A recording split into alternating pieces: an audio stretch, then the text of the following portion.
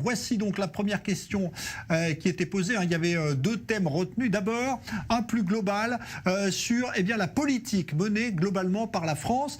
Comment se situe-t-elle dans l'esprit des Israéliens par rapport à celle d'autres pays? Vous voyez que l'Allemagne, le Royaume-Uni, la Grèce ont une image très favorable dans l'esprit des Israéliens, mais que la France arrive quand même après la Hongrie pour ce qui est d'une image d'action favorable dans l'esprit des Israéliens, et que si on regarde la minorité arabe, le résultat est sensiblement le même. Il n'y a pas de grosse différence sur ce côté-là. Autre question qui concerne cette fois le conflit israélo-palestinien. Le gouvernement de la France est-il actuellement plutôt aux côtés des Palestiniens selon les Israéliens? La réponse est oui, 33%, seulement 12% à considérer que cela est du côté d'Israël, mais évidemment la perception n'est pas la même si on appartient en Israël à la minorité arabe, c'est ce que vous constatez également. Autre question qui concerne toujours ce volet diplomatique. Est-ce que la France doit jouer un rôle plus important à l'avenir dans ce dossier israélo-palestinien? Vous voyez qu'ils ne sont pas non plus très enthousiaste à l'idée de voir la France s'engager de manière plus forte dans la politique au Moyen-Orient et notamment dans le dossier israélo-palestinien. On passe aux questions suivantes. Cela concerne maintenant la situation des Juifs de France. Estimez-vous, et donc c'est la question posée aux Israéliens, que la situation des Juifs en France est actuellement une situation en termes de sécurité qui soit favorable? Vous voyez que la réponse est non. 60% si on considère l'ensemble des Israéliens. Évidemment, une nuance selon que l'on appartient à la majorité juive ou à la minorité arabe.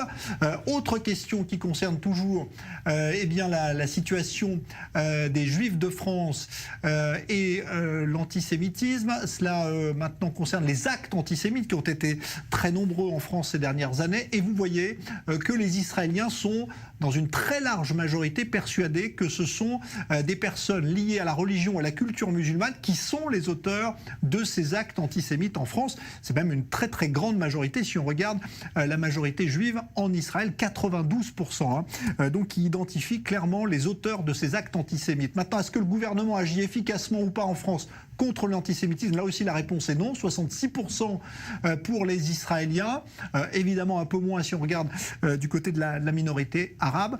Voilà donc pour ces questions liées à l'antisémitisme. Il y a aussi la question de l'Aliyah des Juifs de France. Pensez-vous, la question posée aux Israéliens, que les Juifs de France doivent aujourd'hui venir en Israël ou rester en France? Vous voyez que là aussi une très large majorité, 52%, estiment qu'ils devraient venir habiter en Israël. Évidemment, si on pose la question à des Arabes israéliens, la réponse n'est pas la même.